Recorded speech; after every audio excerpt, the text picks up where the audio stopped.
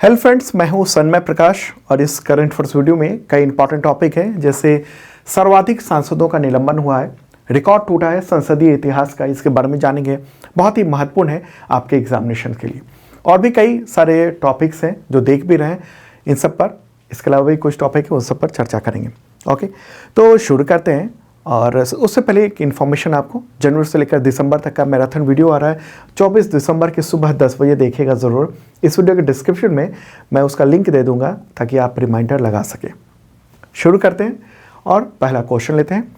एक दिन में कितने सांसदों का निलंबन यानी सस्पेंशन 18 दिसंबर 2023 को हुआ, जो भारतीय संसदीय इतिहास का एक रिकॉर्ड बन गया? सर्वाधिक सस्पेंशन आंसर होगा 78। न्यूज़ भी देख रहे हैं आप, द हिंदू ने भी लिखा है कि ये सर्वाधिक हुआ है। ओके, तो संसद के दोनों सदनों यानी लोकसभा और राज्यसभा, उसके 78 सांसदों का निलंबन हुआ 18 दिसंबर को, और ये अब तक का सर्वाधिक है। इसमें लोकसभा के 33 सांसद और राज्यसभा के 45 सांसद थे। संसदीय इतिहास का एक रिकॉर्ड बना है।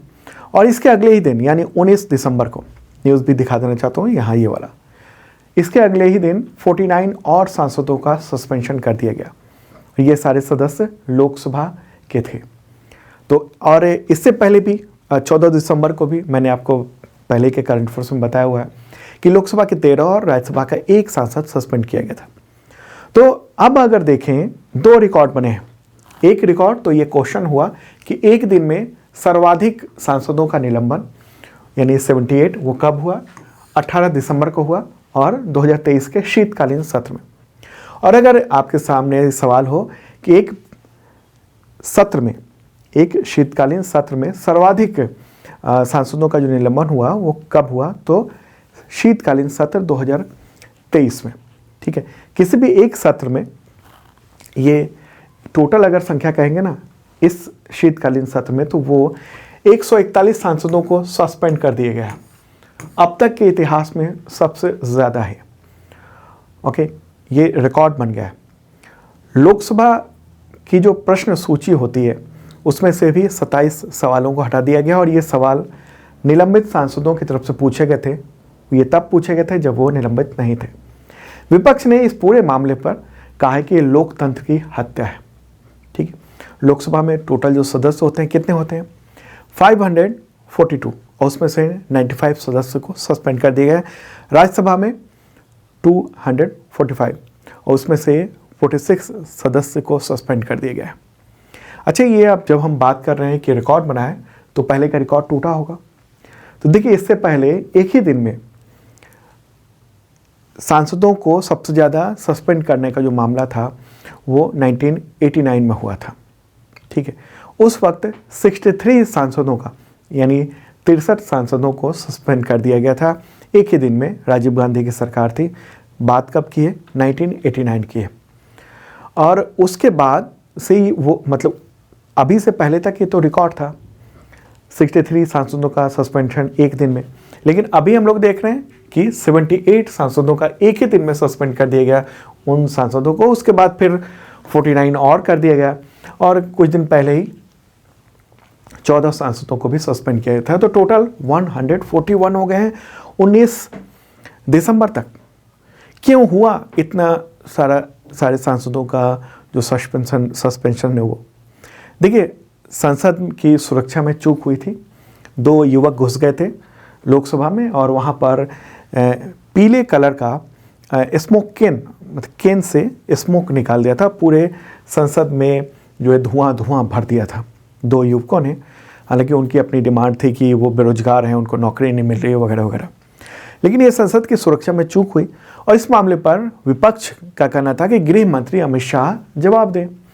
अब विपक्षी नेताओं का ये कहना है कि हम वो मांग कर रहे हैं लगातार कई दिनों से, लेकिन गृह मंत्री और प्रधानमंत्री इस मामले में संसद में तो कोई जवाब नहीं दे रहे हैं, बल्कि मीडिया कार्यक्रमों में जाकर वो बोल रहे हैं।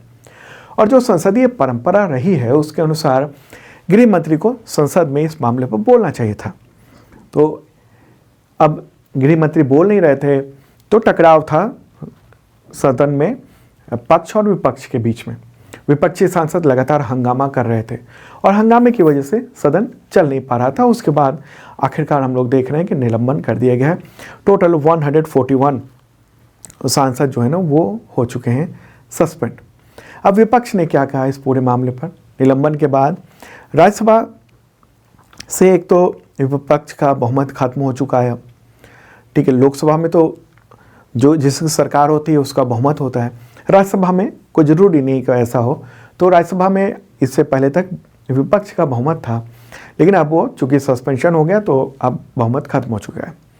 निलंबन के बाद सरकार ने कई सारे विधेयक भी पास करवा लिए क्योंकि सांसद वहाँ बहुत कम थे। ठीक है, और इनमें कुछ तो डाकघर विधेयक भी है। ओके, एक ऐसा विधेयक भी है। कांग्रेस के अध्यक्ष हैं मल्लिकार्जुन खड़गे। उनका कहना है कि विपक्ष विहीन संसद के साथ नरेंद्र मोदी की सरकार अब महत्वपूर्ण लंबित कानून जिस पर असहमति भी है उसको बिना बहस के पास करवा सकती है और ऐसा करना संसदीय परंपरा का उल्लंघन है। ठीक है, तो इस पूरे मामले पे लोकसभा के अध्यक्ष ने क्या कहा? देखिए, लोकसभा के अध्यक्ष हैं ओम बिरला। उनका कहना है कि संसद की सुरक्षा चूक मामले में जो भी उच्च स्तरीय जांच जारी है, चल रही है, और इस मामले में जो जांच कमेटी गठित कर दी गई है और इससे पहले भी जब कोई घटना होती है तो पूर्व में स्पीकर के जरिए ही जांच की प्रक्रिया आगे बढ़ी है। और उनका स्पीकर का कहना है कि यह दुर्भाग्यपूर्ण है कि इस घटना को लेकर राजनीति हो रही है। सदन में लोकतांत्रिक व्यवस्था के तहत चर्चा होनी चाहिए और सदन में नारेबाजी करना, तख्तियां लाना, विरोध करते हुए वेल में घुस जाना, असंसदीय जो परंपराएं हैं उस ठीक नहीं है। ठीक है, और देश के लोग इस आचरण को पसंद नहीं करते हैं। लोकसभा से जिन सांसदों को सस्पेंड किया गया है उनका सुरक्षा चूक से संबंध कुछ नहीं है, क्योंकि वो हंगामा कर रहे थे, नियमों का उल्लंघन कर रहे थे, इसलिए उन सबको सस्पेंड किया गया है, ऐसा कहना है लोकसभा के अध्यक्ष का। ठीक है, और यहाँ पर एक पॉइंट आपको बताऊं कि अगर सवाल हो कि सांसदों के निलंबन का पहला उदाहरण कब मिलता है, सबसे पहली बार सांसद को कब सस्पेंड किया गया था संसदीय इतिहास में भारतीय आज़ादी के बाद? 1963 में पहला उदाहरण मिलता है। ठीक है, अब सवाल ये होगा कि लोकसभा में किस नियम के तहत सांसदों पर कार्रवाई की जाती है, सस्पेंड वगैरह किया जाता है? देखिए, लोकसभा खासतौर पर वो सदन को चलाने के लिए, लोकसभा हो या राज्यसभा दोनों में, रूल बुक के आधार पर वो चलाए जाते हैं। रूल नंबर 373 उसके तहत यदि स्पीकर यानी लोकसभा के स्पीकर को ऐसा लगता है, अंग्रेजी में स्पीकर कहते हैं, हिंदी में अध्यक्ष कहते हैं लोकसभा के अध्यक्ष को। ठीक है, तो अगर स्पीकर को ऐसा लगता है कि कोई सांसद लगातार सदन की कार्रवाई को बाधित कर रहा है तो उसे उस दिन के लिए सदन से बाहर कर सकता है या फिर बचे हुए पूरे सेशन के लिए सस्पेंड किया जा सकता है। और इसे ज़्यादा अड़ियल सदस्य से निपटने के लिए और भी कई रूल हैं, उसके तहत कार्रवाई की जाती है। तो ये पूरे शीतकालीन सत्र के लिए बहुत सारे सांसदों को सस्पेंड कर दिया गया। ठीक, लेकिन लोकसभा में थोड़ा अलग है। लोकसभा में सभापति यानी उपराष्ट्रपति के पास किसी सांसद को सस्पेंड करने की सीधी शक्ति नहीं होती है। राज्यसभा में सांसदों पर जो सस्पेंशन की कार्रवाई होती है वो सदन करता है। इसके लिए किसी संसद सदस्य यानी राज्यसभा सदस्य या फिर सरकार के मंत्री के द्वारा प्रस्ताव लाया जाता है और फिर वो बहुमत वगैरह से हंगामा के बीच में सस्पेंड कर दिया जाता है। ये होता है प्रावधान। ठीक है, तो ये पूरा जो पूरी घटना है ना वो ऐतिहासिक है और रिकॉर्ड टूटा है संसदीय इतिहास का, इसलिए ये आपके एग्जामिनेशन के पॉइंट ऑफ व्यू से इम्पॉर्टेंट हो जाता है। और संसद का जो रूल बुक मैंने बताया, लोकसभा का, राज्यसभा का, किसके पास कौन सी पावर होती है, कैसे सस्पेंड किए जाते हैं, तो ये सब महत्वपूर्ण है आपके एग्जामिनेशन के लिए। चलिए अब आगे बढ़ते हैं दोस्तों, अगला क्वेश्चन लेते हैं। ये भी एक इम्पॉर्टेंट क्वेश्चन है। किस पड़ोसी देश के गांसू और किंगघाई प्रांत में दिसंबर 2023 में 6.2 तीव्रता का यानी रिक्टर स्केल का भूकंप आया? आंसर का चीन में ये भूकंप आया, उसकी तीव्रता थी 6.2। ओके, तो दो प्रांत हैं चीन के, एक और मैप के जरिए भी आपको दिखा देना चाहता हूँ। ये प्यारा भारत है और ये पड़ोसी हमारा चीन है। तो चीन का ये दो प्रांत हैं, गांसू और किंगघाई प्रांत, जो इसी के आसपास ये होते हैं। यहाँ पर इस तरफ। ओके, इसकी राजधानी जो है ना बीजिंग, ये इस तरफ है, यहाँ पर है। तो यही भूकंप आया है। 116 लोगों की डेथ हो गई है, 200 से ज़्यादा लोग घायल हो चुके हैं। शायद डेथ की संख्या और भी ज़्यादा बढ़ी है। और बहुत सारे जो घर हैं ना वो उसमें नुकसान हुआ है, बिजली की लाइनों में नुकसान हुआ है, ट्रैफिक वगैरह, संचार के जो भी कम्युनिकेशन के जो सिस्टम है वो सब टूट गया है। ओके, तो ये एक इम्पॉर्टेंट बात है। भूकंप कैसे आता है? देखिए, हमारी धरती की जो सतह है मुख्य तौर पर बड़ी 7 और छोटी छोटी कई सारे टेक्टोनिक प्लेट्स से मिलकर बनी है, और ये लगातार तैरती रहती हैं और आपस में टकराती रहती हैं। और टकराने की वजह से कई बार प्लेट्स के जो कोने हो मुड़ जाते हैं और ज़्यादा दबाव पड़ने लगता है और प्लेट्स टूटने लगती हैं। तो ऐसे में नीचे से निकलने वाली जो ऊर्जा है वो बाहर आती है, रास्ता ढूंढती है, और ये डिस्टर्बेंस होता है, फिर भूकंप आता है। और ज़मीन में जो फॉल्ट लाइन बनी हुई है वहाँ से जो है भूकंप रिलीज होता है, और इसको रिक्टर स्केल पर ये मापा जाता है भूकंप को। चीन की बात कर रहे थे, वहाँ के राष्ट्रपति कौन है? Xi Jinping. प्रीमियर वहाँ के कौन है? ली कियांग, और राजधानी है बीजिंग। नेक्स्ट क्वेश्चन लेते हैं, विजय दिवस कब मनाया जाता है? आंसर होगा 16 दिसंबर को। ठीक है, 1971 के जो भारत पाकिस्तान युद्ध हुआ था उसमें जो भारत की जीत हुई उसकी याद में ये मनाया जाता है। भारतीय जो सैनिक हैं उनकी बहादुरी को सलाम करने के लिए ये दिवस मनाया जाता है। इसी दिन पाकिस्तान के लगभग 93,000 जो सैनिक हैं उन सब ने भारतीय सेना के सामने हथियार डाले थे। भारत की जीत के बाद ईस्ट पाकिस्तान यानी पूर्वी पाकिस्तान जो था वो बांग्लादेश बना था। चलिए आगे बढ़ते हैं, अगला क्वेश्चन लेते हैं। उससे पहले इन्फॉर्म कर दूं कि ये मेंबरशिप प्लान है करंट अफेयर्स का। आपके तमाम एग्जामिनेशन में करंट अफेयर्स शानदार तैयारी हो सकेगी। और एक ख़ास बात बताऊं आपको कि अभी जो बिहार एसआई का एग्ज़ामिनेशन हुआ है उसमें शानदार ढेर सारे करंट अफेयर्स के क्वेश्चन हमारे टकराए हैं, और बच्चों ने तो कितने कमेंट्स किए हैं मैं आपको क्या बताऊँ। व्हाट्सएप पर मैसेज पे मैसेज आ रहे हैं।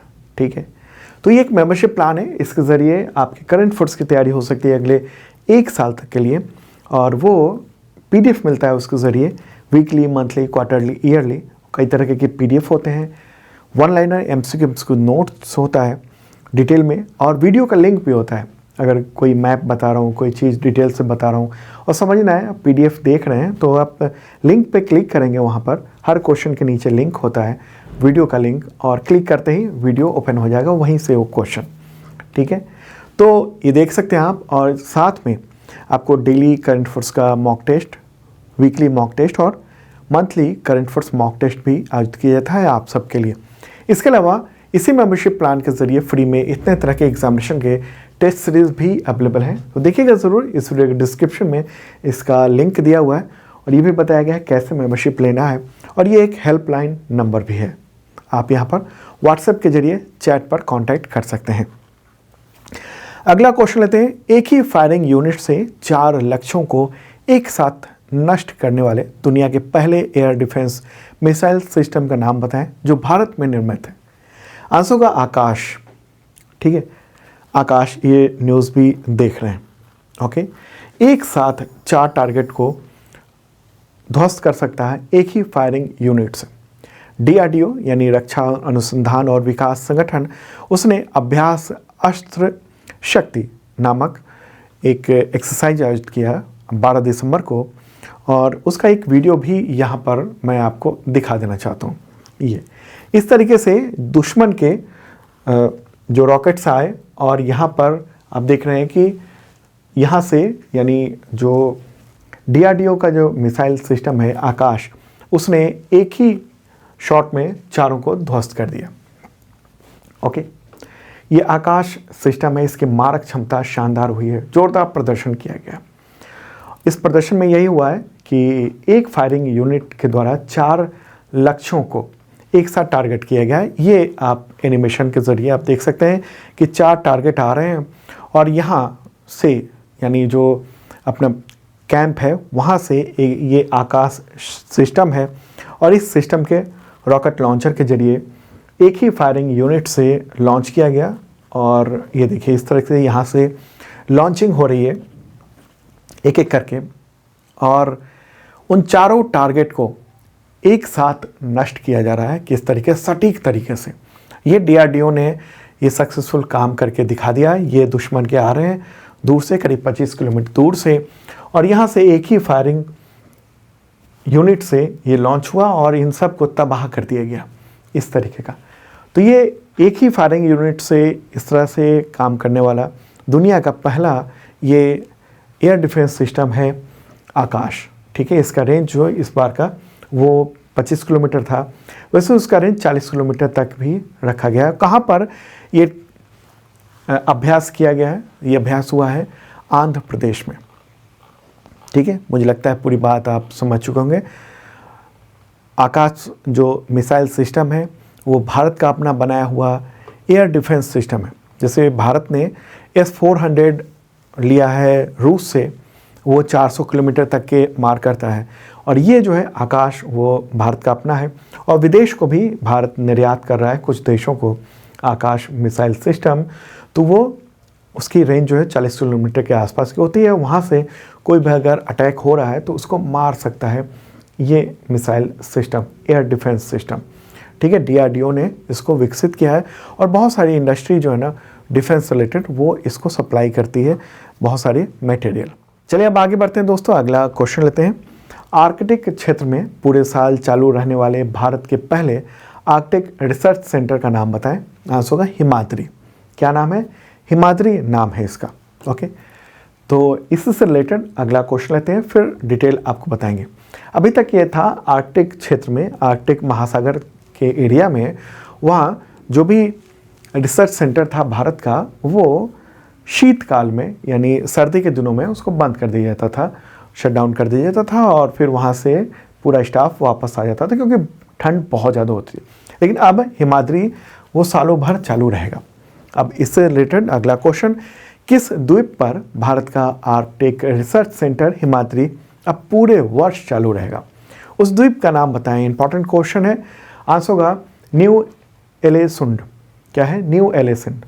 ये नॉर्वे की सीमा में स्थित है। कहाँ पर है एक बार मैं मैप के ज़रिए भी दिखा देना चाहता हूँ। ये रहा अपना प्यारा भारत, इस पूरे मैप में देख रहे हैं, और नॉर्वे किधर है? यहाँ पर है, यूरोप में है, और ये आर्कटिक सागर से सटा हुआ है, और नॉर्वे का ही एक हिस्सा है यहाँ पर, और उसका नाम क्या है? उसका नाम है न्यू एलेसुंड। ओके, तो यहाँ से हम देख रहे हैं पूरा चारों तरफ आपको बर्फ ही बर्फ दिखाई देगा, चूँकि ये नॉर्थ पोल के पास में ही है। ठीक है, तो यहाँ पर एक ये रिसर्च सेंटर है। अगर हम जूम आउट करेंगे इसको तो भी मैं आपको दिखा देना चाहता हूँ कि इस तरीके से यहाँ पर ये स्थित है। इधर ग्रीनलैंड है, ये नॉर्वे हो गया, और उसी के अगल बगल में डेनमार्क वगैरह है, और कम से कम 10 देशों ने इस जगह पर अपना सेंटर बनाया हुआ है।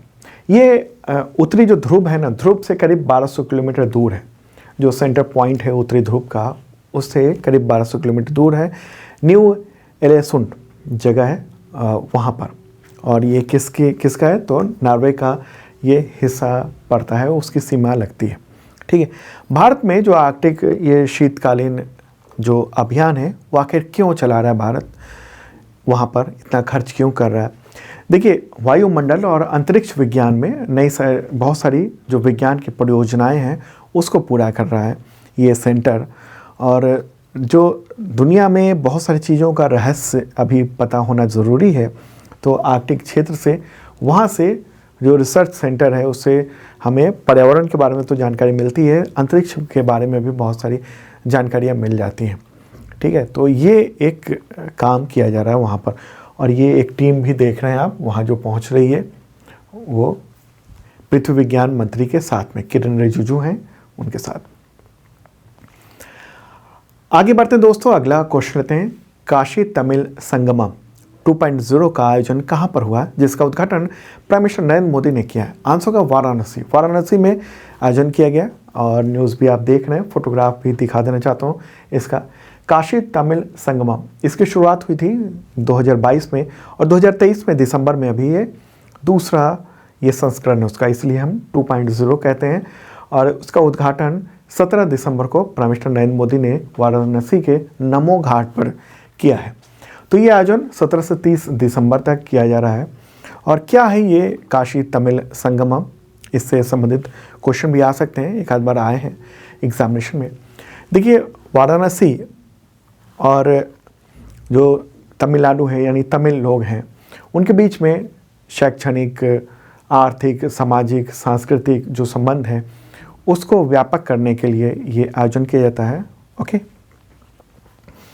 तो उत्तर प्रदेश और उधर तमिलनाडु दोनों को कनेक्ट करने की बात है सांस्कृतिक रूप से। तो उत्तर प्रदेश, वहाँ के मुख्यमंत्री कौन है? योगी आदित्यनाथ। गवर्नर है आनंदीबेन पटेल। ओके, और राजधानी है उत्तर प्रदेश की लखनऊ। और अगर बात करेंगे हम तमिलनाडु की, तो तमिलनाडु की राजधानी है चेन्नई। वहाँ के गवर्नर है RN रवि और मुख्यमंत्री हैं MK स्टालिन। अगला क्वेश्चन लेते हैं, अंडर 19 एशिया कप किस देश के क्रिकेट टीम ने जीत लिया है? आंसर का इसका बांग्लादेश ने ये खिताब जीता है और न्यूज़ देख रहे हैं। ठीक है, UAE को हराकर यह खिताब पहली बार बांग्लादेश ने ये जीता है। और इसका आयोजन कहाँ पर हुआ था? दुबई में आयोजित किया गया था अभी दिसंबर में। फाइनल मुकाबले में मेज़बान UAE को 195 रनों से हराया बांग्लादेश ने। अगला क्वेश्चन लेते हैं, 2 दिवसीय अटल स्वास्थ्य मेले का उद्घाटन 17 दिसंबर 2023 को किसने किया है? आंसर का उपराष्ट्रपति। ठीक है, तो ये लखनऊ में आयोजित किया गया और वहाँ पर उपराष्ट्रपति जगदीप धनखड़ ने इसका उद्घाटन किया है, अटल स्वास्थ्य मेले का, उत्तर प्रदेश में। तो दोस्तों ये था इंपॉर्टेंट करंट अफेयर्स। कैसा लगा कमेंट बॉक्स में आप बता सकते हैं। ओके, और जिन लोगों ने भी बिहार SI का एग्जामिनेशन दिया हो ज़रूर बताएं कैसा रहा आपका एग्जामिनेशन, क्योंकि बहुत सारे कमेंट्स आए। जिस तरीके से UPSC एग्जामिनेशन में शानदार टकराए थे, BPSC के एग्जामिनेशन में शानदार क्वेश्चन टकराए, और अभी हम लोग देख रहे हैं कि बिहार SI में भी शानदार क्वेश्चन टकराए हैं। ओके, बताइएगा ज़रूर। चलिए अब कल मिलते हैं ताज़ा तरीन कंटेंट के साथ। बाय।